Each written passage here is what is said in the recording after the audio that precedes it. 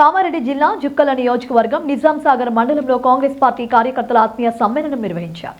ఈ కార్యక్రమంలో ముఖ్య అతిథిగా జుక్కల ఎమ్మెల్యే తోటలక్ష్మి కాంతారావు పాల్గొన్నారు.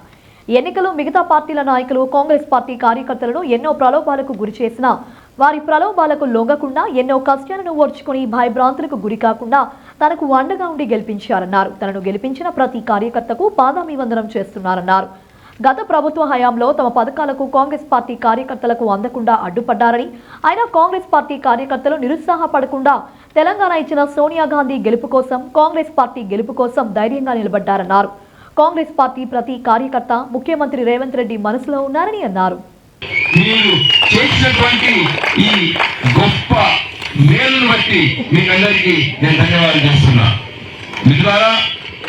నిజాం సాగర్ ఒక ప్రత్యేకమైనటువంటి గుర్తింపు కలిగినటువంటి మండలం.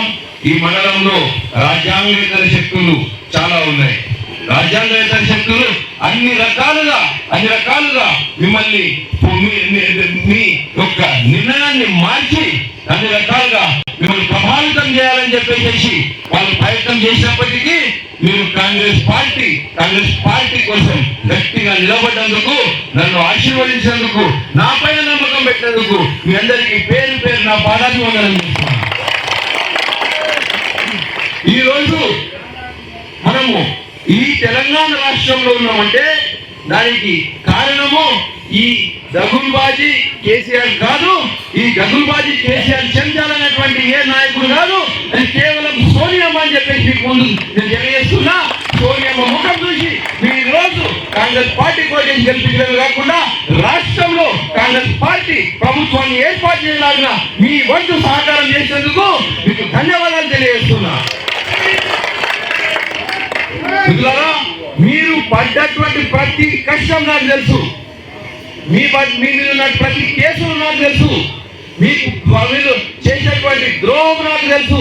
ప్రతి స్కీము, ప్రతి ఏ ఒక్క స్కీమ్ కూడా కాంగ్రెస్ పార్టీ కార్యకర్తలకు అందకుండా చేసినటువంటి ఈ బీఆర్ఎస్ నాయకుల కుతంత్రాలు కూడా నాకు పేరు తెలుసు అని చెప్పేసి మనం చేస్తున్నా. ఇక రోజులు మారినాయి.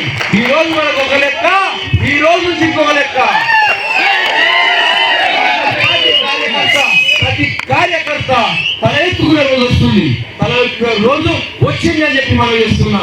నేను కాదు, మన రాష్ట్ర ముఖ్యమంత్రి రేవంత్ అన్న దృష్టిలో ప్రతి ఒక్క కార్యకర్త ఎంతో ముఖ్యం. ప్రతి ఒక్క కార్యకర్తకు రేవంత్ అన్న అందుబాటులో ఉంటాడని చెప్పి మనం చేస్తున్నా. మనం అందరం గర్వపడాల్సిన